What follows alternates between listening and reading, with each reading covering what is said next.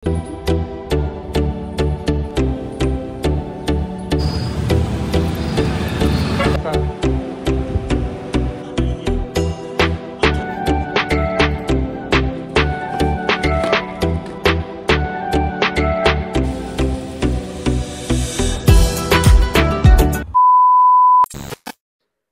Everyone, good morning. কেমন আছো সবাই? আশা করছি সবাই খুব ভালো আছো, সুস্থ আছো। আমরাও কিন্তু খুব ভালো আছি, কিন্তু মনটা ভীষণই খারাপ। তোমাদের দাদাভাই প্রায় 3 মাস খোঁজার পরে কিন্তু এই ঘরটা সিলেক্ট করেছে, যেটাতে আমরা এখন আছি। কিন্তু এটাতেও মানে এইরকম যে হয়ে যাবে আমরা কখনো ভাবতেও পারিনি। আর সত্যি কথা বলতে, প্রথমে তো মানুষকে দেখে চেনা যায় না, আস্তে আস্তে থাকার পরে, জানার পরে, তারপরেই বোঝা যায় যে সেই বাড়ির মানুষগুলো কেমন হবে। সত্যি বলতে কি জানো তো বন্ধুরা, ঘর ভাড়া থাকা কিন্তু ভীষণই কঠিন। অন্যের ঘরে থাকা, অন্যের মন জুগিয়ে চলা। যেই যুগে নিজের বাড়ির মানুষেরই মন জোগানো যায় না, সেই যুগে অন্যের বাড়ির মানুষের মন জুগিয়ে চলে ঘর ভাড়া থাকাটা ভীষণই কষ্টকর। আরো যদি একটা দরজা হয়, একটা মানে মোটর সিস্টেম হয়, জল তোলার মোটরগুলো যেগুলো হয়, আর হচ্ছে লাইনের মিটার। যখনই তোমরা ঘর ভাড়া নেবে, এই তিনটে জিনিস যাতে একদমই আলাদা থাকে, এই তিনটে জিনিস যাতে একটাও বাড়ির মালিকের সাথে না থাকে, তাহলেই কিন্তু সেই বাড়িতে সুস্থ মতো টিকতে পারবে। না হলে না, একটার পর একটা সমস্যা তোমাদের সম্মুখীন হতেই হবে। দেখো, দিল্লিতে কিন্তু সব সময় সবকিছু ভালো পাওয়া যায় না। দেখো, তোমাদের দাদাভাই যেখানে থাকে সেইখান থেকে যদি কাছে কাছে মানে ঘর খুঁজি, তাহলে কিন্তু এই ঘরটাই সব থেকে ভালো আর কি। আমরা আরো ঘর দেখেছি, তোমাদের দাদাভাই প্রায় 3 মাস দেখেছে ঘর, কিন্তু সেই রকম তার চয়েসফুল হয়নি। তো যাই হোক, এই ঘরটা একটুখানি হয়েছিল, তাও না মানে এই ঘরটা কেমন বলতো, মানে রান্নাঘরটা মানে কিচেন বাথরুম এগুলো সব বাইরে, এতটা প্রবলেম হয় রাত্রেবেলায়, অনেকটা 3টে 4টে দরজা খুলে তারপরে বাইরে যেতে হয়। তো এই যে একটা প্রবলেম। যাই হোক, ওপরেই আছে সবকিছু কাছাকাছি, তবুও মানে মানে ঘরের ভেতরে নেই, সেপারেট নেই, বাইরে যেতে হয়। এখানে একটা জিনিস কি বলতো, 6তলা 7তলা 5তলা বাড়ি রয়েছে, কিন্তু সিঁড়িটা বাইরে দিয়ে, সেই লোহার গোল গোল ঘোরা ঘোরা সিঁড়ি না, সেই রকম সিঁড়ি, সেই দিয়ে তো আমি উঠতেই পারবো না। তো এতটাই প্রবলেম। নিচের ভাড়া তো মানে শুনলে মানে আমরা অত টাকা ইনকামও করি না, অত টাকা নিচের ভাড়া, নিচে যদি তোমরা রুম চাও, তো অত টাকা আমরা ইনকামও করি না। তো যাই হোক ওপরে আমরা নিয়েছি, মানে সিঁড়িটাতে একটুখানি প্রবলেম তো হয়, সরু মতো সিঁড়ি, আর একটা সিঁড়ি, তো দুটোও সিঁড়ি নয়, তো একটুখানি প্রবলেম হয়। যাই হোক, অ্যাডজাস্ট তো করতেই হবে, কারণ হচ্ছে এটা তো নিজের বাড়ি নয়। তো সবচেয়ে বড় প্রবলেম আমার এখানে এসে দাঁড়িয়েছে এই যে গ্যাস, মানে পাইপ লাইনের যে গ্যাস, এতে কিন্তু প্রচুর পরিমাণে বিল ওঠে। আমার 1 মাসের বিল ছিল 1620 টাকা। তো যেখানে আমার 1 মাসে একটা সিলিন্ডার যায়, মানে 845 টাকার একটা সিলিন্ডার, সেইখানে কিন্তু আমার 1620 টাকা লাগছে। তো কেনই আমি সেই পাইপ লাইনটা ব্যবহার করব? তোমরা একবার বলো তো, কেউ কি ব্যবহার করবে? মানে 1 মাসের নয়, আমার একটা সিলিন্ডার নিলে 40 থেকে 42 দিন যায়। তাহলে তোমরা ভেবে রেখেছো যে এই যে পাইপ লাইনটা আছে, এই পাইপ লাইনটাতে আমাদের কতটা মানে লস হচ্ছে। তো প্রায় আমরা এটা 4 মাস চালিয়েছিলাম, আর 4 মাসে আমাদের এমন পরিমাণে বিল এসেছে, যেটা আমি তোমাদের বললাম। তো কেউ কি চাইবে যে যেইখানে আমাদের 1.5 মাসে 845 টাকা লাগবে, সেইখানে আমরা হচ্ছে মানে 1600 টাকা দেব 1 মাসে? কেউ চাইবে? কেউ চাইবে না। তো এটাই আমরা বলেছিলাম জাস্ট, যে আমাদের প্রচুর পরিমাণে এটাতে বিল আসছে, তো এইটা না আমরা ইউজ করব না, আমরা হচ্ছে গ্যাস সিলিন্ডার নেব, কারণ আমাদের সিলিন্ডারে খরচা কম পড়ে। তো এই বিষয়টা নিয়েই মালিক এমন ভাবে ভড়কে গেছে, মানে কি আর বলবো। দেখো, আমাদের যেটা পোষাচ্ছে সেটা আমরা ইউজ করব, যেটা পোষাচ্ছে না সেটা আমরা ইউজ করব না, এটাই হচ্ছে সবচেয়ে বড় কথা। কেনই বা আমরা হচ্ছে 1 মাসে আমরা 1600 মানে টাকা দিতে যাব, যেখানে আমাদের 1.5 মাসে 800 টাকা লাগে, তাই না? যেখানে আমাদের ধরো 2 মাসে 1600 টাকা লাগে, সেখানে আমরা 1 মাসে কেন দিতে যাব? এই কথাটাই যখন আমরা বলেছিলাম, সেই কথাটা নিয়েই তিনি অনেক আমাদের কথা শুনিয়েছে। প্রথম কথা বলেছে, যদি তোমাদের থাকার ইচ্ছা হয় থাকো, না হলে তোমরা চলে যাও। যেহেতু আমরা 1 বছরের এগ্রিমেন্ট সহকারে 2 মাসের ভাড়া বেশি দিয়ে এখানে রয়েছি, তারপরে আমরা বলার সঙ্গে সঙ্গে তো দিল্লিতে চেঞ্জ করা অতটা সহজ নয়। আর যখনই আমরা হচ্ছে গিয়ে এত জিনিসপত্র নিয়ে সেটিং হয়েছে একটা রুমে, সেইখান থেকে তো বেরিয়ে যাওয়া অত সহজ নয়। আর বললেই যে আমরা চলে যাব, তাও নয়। তো এই কথাটা শুনে না মনটা আমাদের ভীষণই খারাপ হয়ে গেছিল। আর তখনই না বর্মশাই ঘর দেখতে শুরু করে দিয়েছিল, যে এই ঘর ছেড়ে দেবে। আমি বলেছিলাম, কেন তুমি এই ঘর ছেড়ে দেবে? এই ঘর ছেড়ে দিলে এখন আমাদের প্রচুর টাকা খরচা হবে।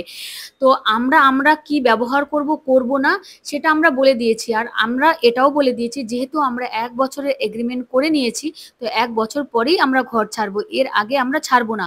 আর যেহেতু আমাদের বিল এত আসছে আমরা এটা ইউজ করব না। আপনি এটা কেটে দেওয়ার ব্যবস্থা করুন। ১ম এ বলছিল এটা যদি মিটারটা থাকে তাহলে প্রত্যেক মাসে বিল আসবে আর বিলটা তোমাদের দিতে হবে।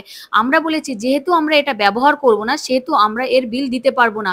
আপনি যেহেতু লাগিয়েছেন আপনি এর বিল দেবেন, আমরা এর দায়ী নই। তারপর যখন আমরা গ্যাস সিলিন্ডার নিয়ে ব্যবহার করতে শুরু করলাম তার কিছুদিন পরে দেখলাম যে একজন লোক পাঠিয়েছিল এই পাইপ লাইনটা ডিসকানেক্ট করার জন্য। আর তোমাদের কিন্তু সেটা আমি দেখিয়ে দিলাম যে আমাদের পাইপ লাইনটা ডিসকানেক্ট করে দেওয়া হয়েছে। সত্যি কথা বলতে লোকের বাড়িতে ঘর ভাড়া থাকা অতটা সহজ নয়, কিন্তু সবাই সমান হয় না। তবে যখন তুমি ঘরের দরজাটাও একটুখানি জোরে লাগাবে না তখনও তুমি ভেবে লাগাবে যে আমি যদি ঘরের দরজাটা জোরে লাগাই তাহলে যদি কেউ শুনতে পারে তাহলে এসে আমাদের বলবে কিনা। সত্যি কথা বলতে একটা দেওয়ালে যদি একটা মানে প্রেগ বসাই না তবুও টেনশন হয় যে এই প্রেগটা বসাচ্ছি এর আওয়াজটা যদি নিচে যায় তাহলে হয়তো কি এসে বলবে যে কেন আমাদের ওয়াল ছেদ করছো, কি করবে, মানে এটাতেও যেন মনের মধ্যে একটা ভয় লাগে। এটাই হচ্ছে ভাড়া বাড়ি। বস, ভাড়া বাড়ি থাকা অত সহজ নয়। তবে নিচে যে আন্টি রয়েছেন উনি কিন্তু ভীষণই ভালো। ওনার কাছে কিন্তু আমার ছেলে মেয়ে গিয়ে সব সময় থাকে। আমার মেয়ে কিন্তু ওনার কাছে পড়তে যান বা আমরা যখন মানে বাজারে কোথাও ঘুরতে টুরতে যাই বাজার করতে তখন কিন্তু আমার মেয়ে ওই আন্টির কাছেই থাকে। আর ওই আন্টি কিন্তু হচ্ছে ওই মালিকের বোন, মানে নিচের ফ্ল্যাটটা আন্টির আর মাঝের ফ্ল্যাটটা হচ্ছে ওই মালিকের আর উপরের ফ্ল্যাটটা হচ্ছে আমাদের। আমি কিন্তু ওই আন্টিকে একদিন আমার ভিডিওতে দেখিয়েছিলাম আর বলেও ছিলাম এই আন্টির কিন্তু হাজবেন্ড নেই, উনি কিন্তু মানে শহীদ হয়েছেন দেশ রক্ষার্থে। তো যাই হোক আমি কিন্তু ওনার সম্পর্কে সেখানে একটুখানি বলেছিলাম। উনি কিন্তু ভীষণই ভালো একজন মহিলা। আর জানি না মালিকের কি হয়েছিল, কে কি বলেছিল বা কি বিষয়ে, উনি কিন্তু অন্য কোনো বিষয়ে আমাদের সাথে কোনো কিছুই করেননি। মোটর কিন্তু একটাই আমাদের, জলও বেশ ভালোই তুলে দেয়, তেমন কোনো সমস্যা নেই। কিন্তু এই গ্যাস লাইনের পাইপটা নিয়ে কেন এরকম করেছিল আমরা কিন্তু কিছুই বুঝতে পারিনি। আর যেহেতু অত বিল আসছিল আমাদের পক্ষেও সম্ভব ছিল না খালি খালি এতগুলো বিল দেওয়া। তো যাই হোক এই নিয়েই একটুখানি মন মালিন্য হয়েছিল তখন। তো যাই হোক এখন কিন্তু সেই রকম কিছু না, দেখছি উনি হয়তো ওনার ভুলটা বুঝতে পেরেছেন। এখন দেখি বেশ আমাদেরকে ফোন রোজ করেন, কথা বলেন। আর আমরাও যাই হোক কথা বলি, কারণ যেহেতু আমরা এখানে রয়েছি আর আপদে বিপদে তো কাকে ডাকবো, ওনাদেরই ডাকবো, তাই না? তো তাই ভাবছি যাই হোক মনে কিছু না রেখে মিলেমিশে থাকাই ভালো। তার জন্য আর কোনো দ্বিধা না রেখে মিলেমিশেই আমরা রয়েছি এখন। তো যাই হোক এই যে দেখো আমি একটু সেলাইয়ের কাজ করছিলাম আর তোমাদের দাদাভাইয়ের প্যান্ট ট্যান্টগুলো কিছু ছিল যেগুলো একটু সেলাই করছিলাম। তার জন্য দেখো বরমশাই কিন্তু আমার জন্য চা করে নিয়ে আসছে, কারণ আমি এইগুলো কাজ করছি তো আবার চাও করব, তাই বলছে যে তুমি বসো এগুলো করো আমি তোমার জন্য চা নিয়ে আসি। তো যাই হোক এই নিচের যে আন্টি ছিল সেই আন্টি আমাদের কি গিফট দিয়েছে সেটাও কিন্তু আমি তোমাদের দেখাবো। তো আমার বাবুকে কিন্তু ভীষণ ভালোবাসেন, কারণ ওনার কাছে কেউ থাকে না, ওনার একটা ছেলে তাও কিন্তু বিদেশে থাকে লন্ডনে। তো উনি একদমই একা, তো আমার ছেলে মেয়েকে কিন্তু ভীষণ ভালোবাসে। তো দেখো আমার ছেলেকে কিন্তু এই গিফটটা আন্টি দিয়েছে। তো তোমাদের আমি সাথে শেয়ার করলাম গিফটটা। দেখো এর মধ্যে ছিল একটা হচ্ছে কম্পাস, দুটো হচ্ছে এরোপ্লেন। আর এরোপ্লেন দুটো কিন্তু হচ্ছে পিতলের ছিল। আর রয়েছে কিছু ড্রাই ফ্রুটস, দেখতেই পাচ্ছ কাজু রয়েছে, কিশমিশ রয়েছে, তারপরে হচ্ছে এই যে আরো ২ রকম ৩ রকমের বাদাম রয়েছে। তো এইগুলো সব কিন্তু আমার পাপাকে দিয়েছিল গিফট আন্টি। এই যে আমি প্লেন দুটোর কথা বললাম না, এই দুটো কিন্তু রয়েছে তামার প্লেন। তো যাই হোক বেশ সুন্দর লাগছে। আর সবচেয়ে বড় হচ্ছে এইটা, এইটা ছিল হচ্ছে স্লেট পেন্সিল যেরকম হয় না সেই রকম। এইটার মধ্যে লেখা যাচ্ছিল, এই যে দেখো পেন্সিলটা। আর ডিলিট করার একটা অপশন ছিল, ডিলিট করলে ডিলিট হয়ে যায়। ঠিক আছে, ভীষণই সুন্দর একটা জিনিস দিয়েছিল আমার বাবুকে। এটার মধ্যে লিখে একটা ডিলেট অপশনও রয়েছে আর ব্যাটারি সিস্টেম রয়েছে, সেটাতে চাপ দিলে ডিলিট হয়ে যাচ্ছিল। তো যাই হোক এই যে দেখো কম্পাসটা ভীষণ ভালো ছিল গিফটটা আন্টি। আমি আগেই বললাম ভীষণই ভালো, আমার ছেলে মেয়েদের ভীষণ ভালোবাসে। ওনার কাছেই অনেকটা সময় কাটায় আমার মেয়ে। উনি কিন্তু ইংলিশে আমার মেয়েকে সমস্ত কিছু শেখায়, আমার মেয়ে কিন্তু সম্পূর্ণ ইংলিশে কথা বলে।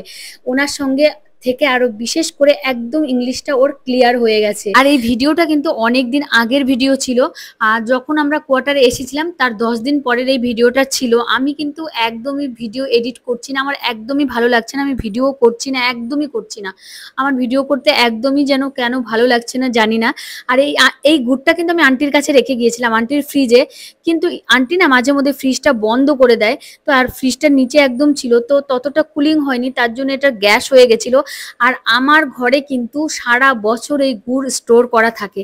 এইটা কিন্তু নলেন গুড়। তো যাই হোক, সবাই ভালো থেকো, সুস্থ থেকো, সকলকে অনেক অনেক ধন্যবাদ আমার ভিডিও দেখার জন্য।